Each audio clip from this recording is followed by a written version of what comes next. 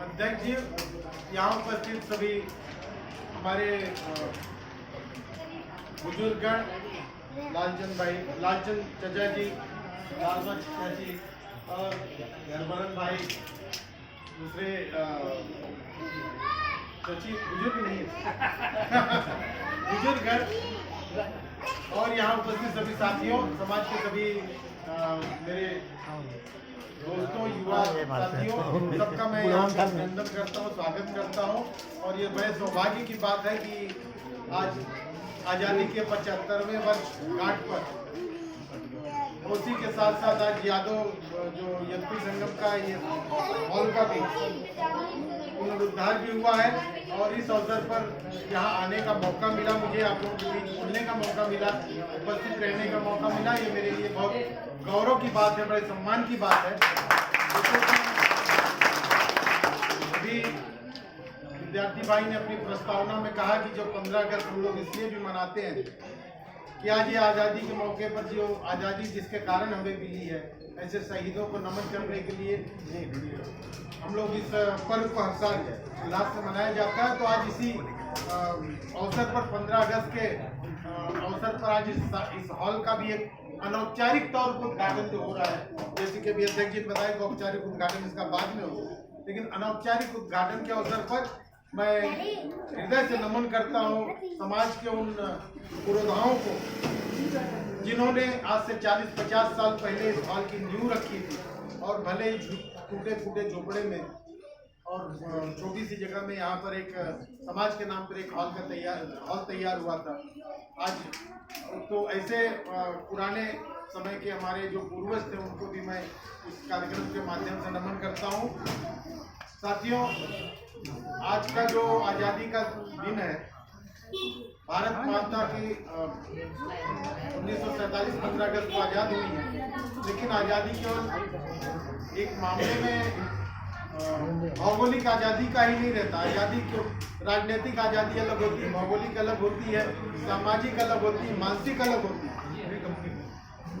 ये भारत कई संस्कृतियों का, कई समाज का मिला जुला देश बना है, इसमें हर ढंग की आज़ादी बहुत जरूरी है। खाली सीमा तो हमारी सुरक्षित है, देश की सीमा हमारी सुरक्षित है, हमारी राजनीतिक में रूप से हम सबसे बड़े लोकतंत्र हैं, लेकिन यहाँ पर समाज बैठा है, इसलिए मैं समाज की बात करता हूँ कि सामाजिक रूप से समानता भी एक आज़ादी है,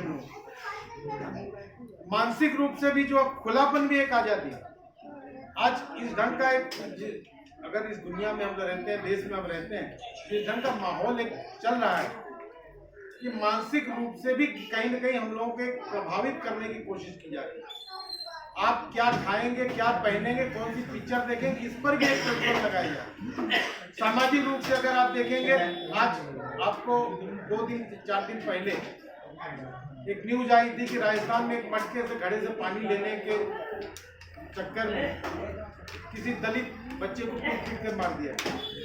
लेकिन ये भी एक, चूंकि हम एक यादव समाज के, भगवान श्री कृष्ण के वंशज, आज जो भी पिछड़ा हो, वंचित हो, उन सबको आश्रय देना, उन सबका नेतृत्व करना यादव समाज का काम। और पिछड़े पिछले को नेतृत्व देना, उनको एक तरह से संरक्षण देने का काम यादव समाज को करता आया है और आगे भी करते रहना चाहिए। इस चीज को ध्यान में रखते हुए, जैसे कि कुछ लोगों ने भी अभी चर्चा किया कि संस्थाएं बहुत हैं, लेकिन अपना एक जो पदचिन्ह छोड़ सकते हैं, ऐसी चंद संस्थाएं हैं, जिसमें यदकुल संगम भी एक संस्था है। एसपी भाई बड़े उत्साहित व्यक्ति हैं, जिन्होंने कहा कि पूरे समाज से एक होकर के उत्तर भारतीय यादव समाज, जैसे उत्तर भारतीय मैंने इसलिए नाम लिया कि गुजराती यादव समाज, शशि भाई एक हॉल उन्होंने बनाया हुआ है बोरीवली में, गुजराती अहिर समाज का हॉल एक है, आप लोग देखेंगे तो वहाँ लिंक रोड है, साउथ इंडियन हॉल है यादव जो भाजेकर साहब, स्वर्गीय भाजेकर जी का नाम लिया गया, उन लोगों का दादर में, नायगांव में गौली समाज का हॉल है। लेकिन केवल अपने उत्तर भारतीय समाज का हॉल नहीं, ये हमारे लिए भी एक सोचनीय विषय है और कहा जाए तो शर्म की विषय। एक किसी तरह स्वर्गीय अयोध्या प्रसाद और राजधानी यादव जी ने यादव संघ को खड़ा किया। वहाँ पे जमीन उस समय लिया गया, एक स्कूल का भी निर्माण हुआ। उसके बाद स्वर्गीय श्याम नारायण जी यादव के प्रयत्नों से काफ़ी विकास हुआ उस चीज़ का, हम लोगों ने भी पूरा अपना प्रयास किया। लेकिन जब उसमें से किसी लालच में आकर के कुछ लोगों ने इस ढंग से विवाद पैदा किया है कि आदमी को अपनी गरिमा बचाने के लिए उस तरफ जाना भी ऐसा लगता है कि ठीक नहीं। वहाँ पर के जो माहौल है गाली गलौज का, आप लोग व्हाट्सएप ग्रुप पे यंग जनरेशन जुड़ा होगा, काफी लोग जुड़े होंगे, यादव संघ का व्हाट्सएप, एक गालीबाज जुड़े हो, अच्छे से अच्छे आदमी की इज्जत वहाँ उतारी जाती है। वहाँ ऐसे भला बताइए, ऐसे समय में कौन जाएगा? जो भी होगा निर्णय कोर्ट से होगा, कोर्ट के माध्यम से निर्णय होगा, उसके अलावा क्या रास्ता है? तो कहने का मतलब है कि जब समाज में कुछ नहीं था तब ज्यादा एकता थी, लेकिन समाज में थोड़ी सी संपन्नता आई तो हर व्यक्ति को अपना अपना एक समाज में परिचय दिखाने के लिए या इस ढंग से तो बहुत आसान तरीका हो गया कि कहीं कोई संस्था बना लीजिए, किसी संस्था पे कब्जा कर लीजिए, किसी दूसरे को मत घुसने दीजिए। तो कम से कम दर्जनों की तादाद में संस्थाएं हैं और सैकड़ों की तादाद में अध्यक्ष। ये भी एक हास्यास्पद विषय है।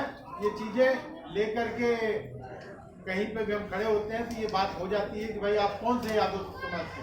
हमारे यहाँ 2-4 लोग आते हैं, चुनाव में सब लोग तोड़ पानी करने के लिए कोई पहुंच जाते हैं इनके पास, तो भाई ये फला हम असली यादव है, नकली है, हमारी कोई शाखा नहीं है, इस टाइप की भी बात होती है। ये सब चीजों से नए जनरेशन जो स्पेशल बैठे हैं यहाँ पे, इनको मैं बोलना चाहता हूँ, बड़ों की आप लोग ये शिष्टता से पेश आइए और एकता बना करके किसी न किसी को आपको नेता के रूप में अपने स्थानीय स्तर पर तो स्वीकार करना पड़ेगा।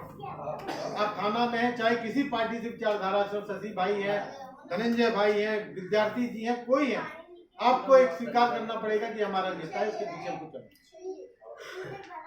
तो मतलब ये किसी का नाम लेकर किसी को बुरा न लगे, लेकिन एक कहने का मतलब यह है कि आपको किसी न किसी के नेतृत्व को स्वीकार करना पड़ेगा।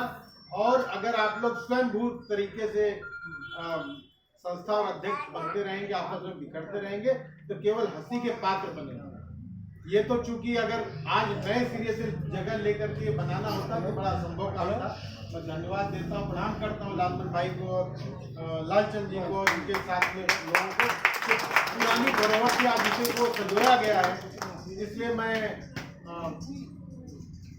दोबारा इस ढंग से यशवी भाई और इन लोगों को जो नए लोग हैं साथियों में बताना चलूँ, जो चीज़ मुझको बताना था एक कि यदि आप अच्छी नीयत और अच्छे इरादे से कोई काम शुरू करते हैं तो कभी पैसे की कमी समाज नहीं होगी, क्योंकि आज भी समाज में अच्छे लोगों की तादाद बुरे लोगों से ज़्यादा है।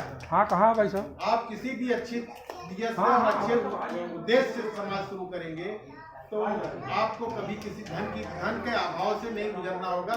इसलिए आप लोग कोई भी अच्छा उद्देश्य लेकर के हॉल का काम या कोई स्कूल का काम या रामकृत चर्चा की तरह जो है कोई कॉलेज और शिक्षा जगत में कोई काम करना हो तो आप लोग शुरू करिए। बेशक पूरा समाज आपके साथ खड़ा मिलेगा, हम लोग आपके साथ खड़े हैं। समाज में कोई कितना धन दिया, कितना श्रम दिया, देखिए रामायण के अंदर मर्यादा पुरुषोत्तम रामचंद्र जी ने वो गिलहरी के भी योगदान को सराहा और गिलहरी के काम को भी अमर कर दिया। उसने क्या किया कि वो रेत में लोड करके वो जो राम का पुल बन रहा था तो उसमें जाकर के उतना योगदान दी कि वो बालू ले जाकर के वहाँ अपने क्षमता के अनुसार वहाँ जाती थी। तो सबका योगदान पैसे और श्रम से या और दूसरी चीजों से नहीं नापा जाता। ये आपने अगर नियत भी कर लिया किसी अच्छे काम को सहयोग करने का, समर्थन करने का, तो भी और इन्हीं शब्दों के साथ मैं पुनः आप लोगों को धन्यवाद देता हूँ। आपने मुझे बुलाया, यहाँ बोलने का अवसर दिया, इसलिए मैं आपका आभारी हूँ। धन्यवाद। जय हिंद, जय भारत, जय।